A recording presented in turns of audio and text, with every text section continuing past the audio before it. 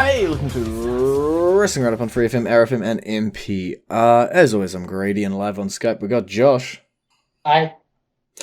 We've got Survivor Series coming up this weekend, Sunday in America, Monday in New Zealand. We are recording this before SmackDown, so there is a few holes still to be filled. We've only got 6 matches to talk about. But it is kind of the 6 matches that we would have expected coming into the show with our Champion v Champions, as well as a 5-on-5 for the men and women's divisions. Let's just crack on into it with the Champion v Champions, starting off with Damian Priest, the United States Champion representing Raw, taking on Shinsuke Nakamura, the Intercontinental Champion representing SmackDown. I think it's all about perception, I think, for this one. Okay. And I'd also like to point out that Shinsuke Nakamura has only had like 2 singles matches in like the last 3 months. So I'm going to say that this is more important for Damian Priest. Mm-hmm. And I'm going to say he wins, giving Raw the first victory, number 1. Yeah, I got to agree with this. Damian Priest is someone who they are attempting to build up at the moment. It is someone that they putting a lot of effort into making him look like a beast. Whereas you say Shinsuke Nakamura, just having a bit of fun with Rick Boogs. Not necessarily the strongest title reign at the moment. And it's going to do wonders for Damian Priest to pick up a win over someone with the name like Shinsuke Nakamura.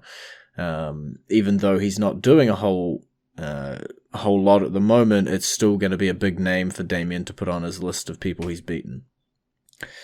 And we'll move on to the next one, the Tag Team Championships. RK Bro, Randy Orton, and Riddle representing Raw, taking on the Usos representing SmackDown.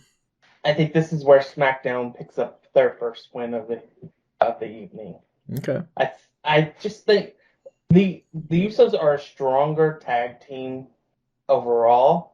They've got and they're also part of a much stronger storyline.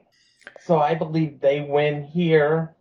RK Bro, I don't think will really be hurt that badly by losing to the Usos either. But yeah, I think the Usos are pull up the win here. Mm-hmm. Yeah, I think the only thing here that is even sort of remotely going to give RK Bro a shot would be if the New Day decided to poke their nose in, if Kofi Kingston ended up poking his nose in. But I feel like if that was going to happen, it would happen later on down the card. As you say, the Usos, they've been together for many, many, many, many years at this point now. RK Bro are still that, can they cooperate kind of tag team. I don't think either team going to be majorly lost. I think usually when you've got these champion v champion matches, they are built in a way where either champion could win and either champion could lose in terms of a reputational standpoint. But we also got to have the whole night ending in not necessarily a tie, but at least a close fought battle. We're not just going to have Raw win 6-0. We're not just going to have SmackDown win 6-0. So numbers wise, this one does kind of make sense to let the SmackDown Tag Team Champions walk out with the win.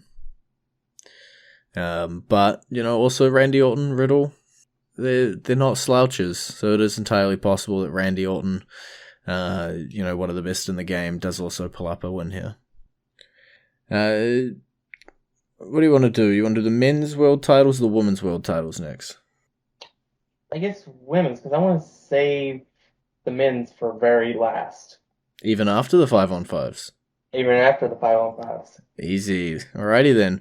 Women's Championship representing Raw, we've got Becky Lynch, and representing SmackDown, we've got Charlotte Flair. This is going to be a very interesting match because both are the 1 and 1A in WWE, especially with Bayley out with her injury. So it's like it's like these two are like just they're polar opposites and yet they're the same at the same time. So I'm going to say that this will go to SmackDown. I think Charlotte wins. Okay.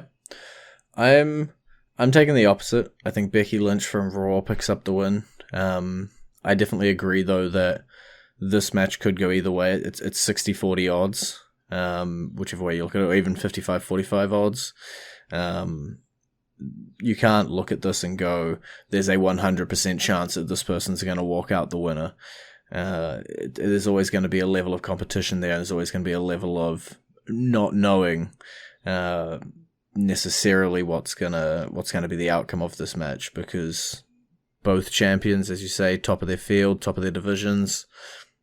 It is really just a case of what is that little 5% that tips you in the direction of one way or the other, and tipping me in the direction of Becky and tipping you in the direction of Charlotte. Well, for me, it's 50.1% versus 49.9%. Even closer. Yeah, I would not be surprised with a Becky win, simply because Becky is Becky. But at the same time, it's like Charlotte. It's like, so that's why I mostly picked Charlotte because I'm worried for the 3-on-3 wins. But I could easily see Becky winning and it being 4-2 brawl. Yeah, it would be an interesting one because they don't really want to make either show necessarily look weaker. So quite often we will try and cause a tie, or, unless you're that one year that I vaguely remember SmackDown just running wild and almost clean sweeping, but it's hard to say. I think that was also the year right after Eddie died. As too, so that may have had an impact on it too. But yeah, it's like either one could win, and both are believable in beating the other. So let's give them 25 minutes and let them tear the house down. Alrighty, well, while we're giving things minutes, we do have a small amount of time here. Just before our song, I'm just going to pull up results from AEW's Full Gear. I know we did a preview show for them, but the main point, I guess, to bring up, just in collaboration of what we were talking about last week, was our boy Hangman Adam Page did successfully win the AEW World Championship off of Kenny Omega. And I said when this happened, I would stop referring to them as the other company. I now have to legitimately call them AEW. Yay. It was a really cool moment as well. Just the whole match in general. It was well built. There was so many callbacks to past pieces here and there. Kenny Omega ultimately falling at the end. Kicking out of Adam Page's One-Winged Angel, which he tried on him earlier in a past match and also hadn't worked, and then the ending celebration with the Dark Order, the people who believed in Hangman, not the Young Bucks, not the Elite, with his new friends, and even throwing away beer to be able to celebrate with them. So, an ultimately wholesome ending to what was a 2-year build at that point for Hangman, and he celebrated with my boys, the Dark Order, so can't be mad at that. And then the question, obviously, of where everybody goes forward. Kenny Omega appears to be heading off to take a long-needed break, leaving the Elite in the hands of Adam Cole. And Hangman Adam Page got himself a collision course with none other than Bryan Danielson. I don't know about that, because I think he put in charge the Bucks. Because in the segment when he's like, "You guys are going to have to hold this down," Cole said he would take care of it, and he said specifically, "I was talking to the Bucks." Potato. They'll get over it. I think they are beginning the building towards the Undisputed Era versus the Elite. We'll have to see what they build there and who's left in charge while Kenny goes off for his little break. But yeah, Hangman Adam Page's future as champion could be a nice short reign if Bryan Danielson has his way. Well, yeah, Pierce Danielson might have turned heel on Dynamite. Beating up members of the Dark Order turns you pretty heel. But yeah, it does appear, as you're going through, that Bryan Danielson isn't going to be having a face-v-face match with Hangman. And there's no way Hangman Adam Page, after this whole build and after this whole storyline, is going to be turning heel, so Danielson brings out his little mean streak. And that's probably a good time for us to jump into our entrance theme this week. I don't know why you threw it my way, or if there's any reason for it this time, but when I asked for the theme, you gave me WCW Sting's theme. Just random first theme song I thought of that I haven't used in a while. Well, let's play them for you now.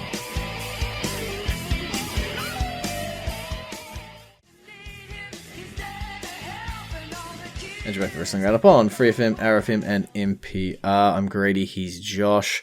We got 3 matches left on the Survivor Series card.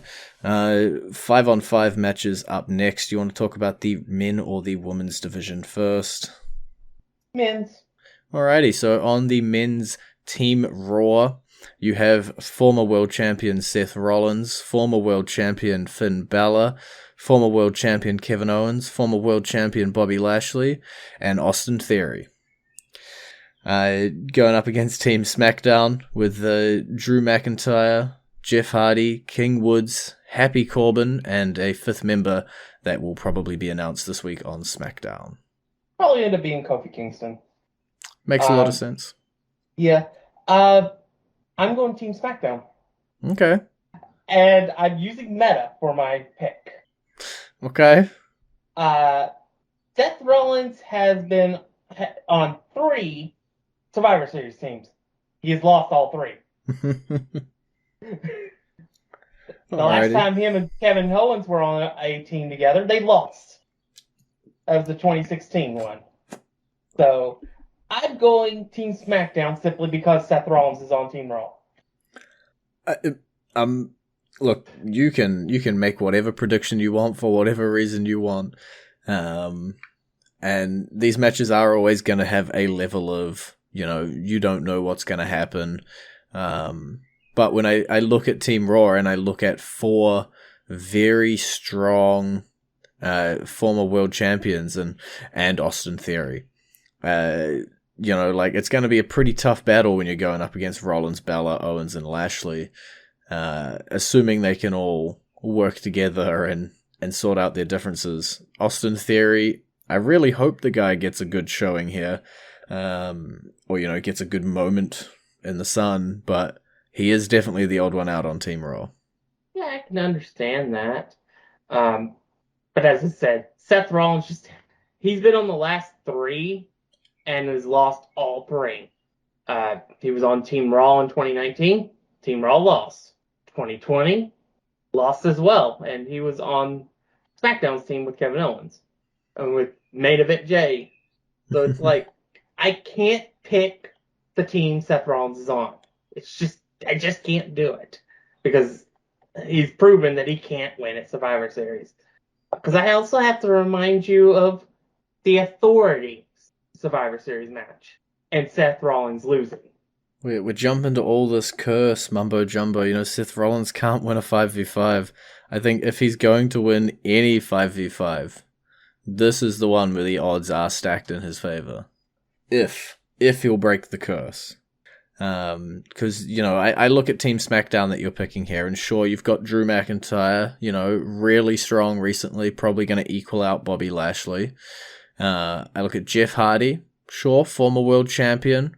Not on his best string at the moment.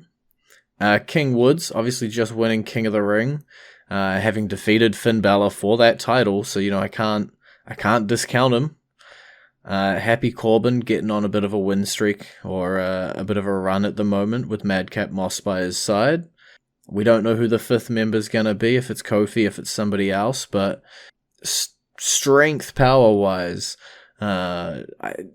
I just can't side with that side. I know you're going to take Team SmackDown, but I'm going to just let you take it off my hands, and I'll take Team Raw on this one, I think. And we'll see what happens with the woman as I clear my throat and head down that long list.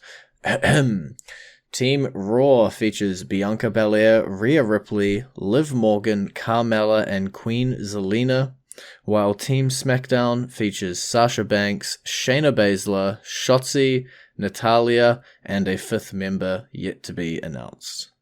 I'm going Team Raw. Okay. Is this just pure numbers again? No, just strength. Okay. This time, and because of Bianca, and also because of Queen Zelina. You have to admit, with the Raw versus SmackDown, the two people that have the most momentum for the year are on Team Raw. It's a tougher one because when I look at the teams, obviously you've got some matchups or some people who can cancel each other out, like Bianca Belair, Sasha Banks. I could see those two canceling each other out. I look at Rhea Ripley, Shayna Baszler, pure strength wise and fighting style wise, I could see those two blocking each other out. Queen Zelina obviously getting momentum at the moment with the Queen's Crown tournament. Liv Morgan for Raw, Shotzi for SmackDown, more of your up-and-coming talent, even though Liv Morgan has been around for a while at this point. Still in that sort of trying to build herself up phase, I guess. And then you've got Natalya, obviously, as your veteran on SmackDown as well. Probably the only veteran in that match.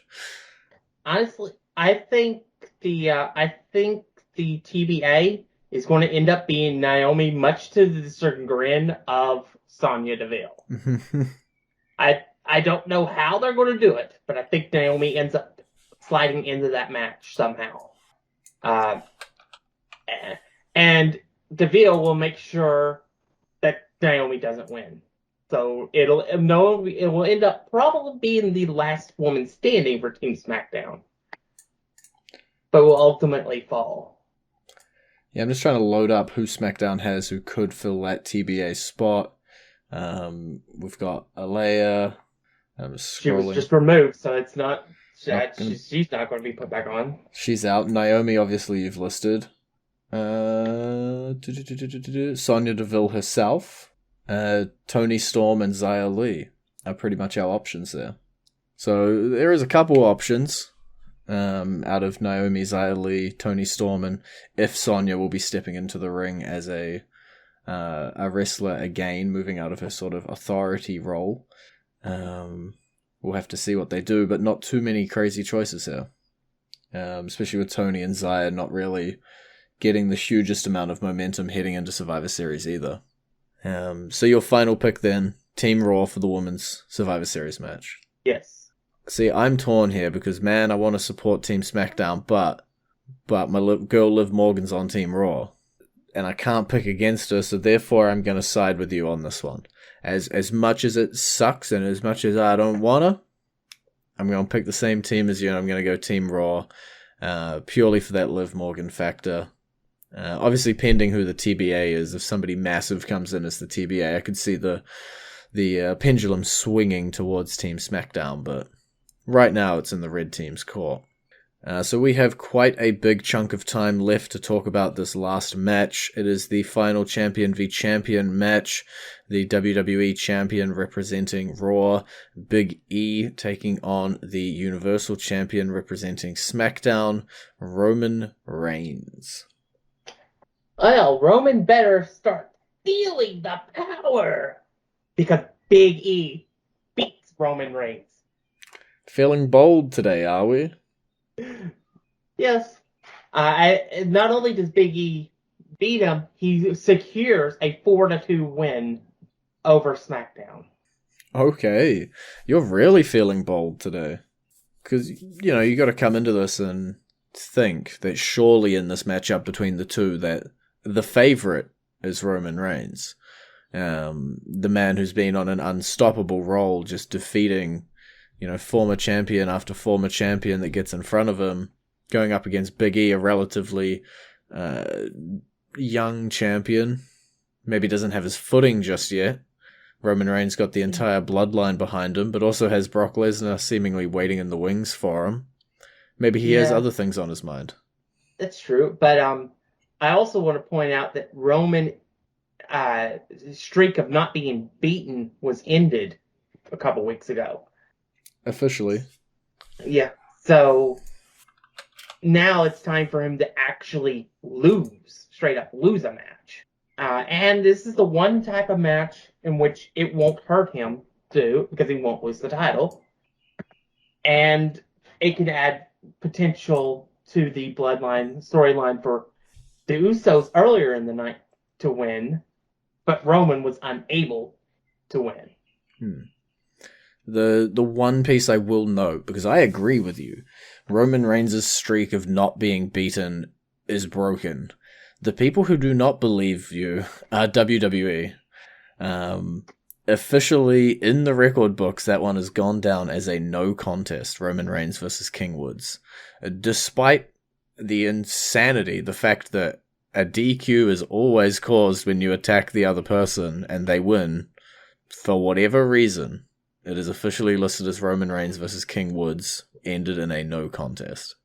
Don't understand it, don't agree with it, but that's how it's gone down in the book. So maybe they are trying to protect the, Roman Reigns hasn't been beaten factor by slapping a nonsensical no contest label on the finish of that match, but maybe that's just so Big E's win gets a little bit more impact. Yeah, I think this is the star-making moment for Big E. Everything over the last year, I feel like, has been building to this match. Big E is champion. If we want him to be taken seriously as a major champion, he not only needs to take Roman to his limits, I feel like he needs to beat Roman. Because I think, unlike the last 2 years, when Roman is faced off against the Raw champion, that champion was already established. I mean, Drew was Drew. He was flat out, he was on the same level as Roman. But I feel like we're at the point of the Big E needs to be elevated because Big E he was elevated to this spot with the briefcase. And so I feel like if they want him to be a guy that can be 1A with Roman, put him over Roman. Mm-hmm. As much as I believe your prediction here of Big E winning is absolutely crazy, after we've wrapped up this, I will be asking you for a crazy prediction of what you think might happen here on Survivor Series. But from my viewpoint with the Big E versus Roman Reigns match, I don't know, man. It's really hard to bet against the person who has been that dominant, who has taken out every person that stands in front of them and stood tall. He's over a year at this point now, seemingly undefeated with a few asterisks next to it in his run recently. Brock Lesnar down, Drew, massive superstars beating everybody who has stepped up to the head of the table, and it's hard to not believe that necessarily they want to keep that run going heading into the Rumble, heading into WrestleMania season, to maybe have that explosion moment there. But as you say, you can use it and build Big E. The real question for me comes down to, will they? Sure they can, and sure it would build Big E. You can't say otherwise if Big E won here. This guy is, as you say, 1A. But will they is the big question to me. Will they put that behind Big E, or will they just continue with the head of the table being unstoppable and dominant over SmackDown and being the best thing in the WWE right now, undisputed number one? Well, with that out of the way, I gave you like 2 minutes while I talked to come up with your crazy idea of what's going to happen at Survivor Series 2021. So regale us with your insanity. My insanity? I predict the women's match, the women's championship match, ends with a Montreal screw drop. Okay. In whose favor? And I can imagine. I would say this would go against my earlier pick then, if that actually does happen. Because it would be Becky Lynch would win via the screw job, and Charlotte Flair would quote unquote quit. Okay. Okay. I see your insanity. I can see where you're coming from with all of the backstage stories, etc. around this, so I see your insanity. I'll give you a sly nod to it while sort of squinting my eyes a little bit. But we'll have to wait and see what happens at Survivor Series this weekend or this Monday if you live in New Zealand. Will it be a complete and utter 4-2 win? Will it be a 3-3 tie? We're going to see a screw job in the women's title match. Only time will tell. It's been great talking to you. IB. You can visit our Facebook page, facebook.com/wrestling old load URL, facebook.com/wrestling RND up. That's the correct URL. And twitter.com/wrestling RND up. And lastly, our YouTube page, youtube.com/wrestling RND up. And we will see you next week with those results from Survivor Series.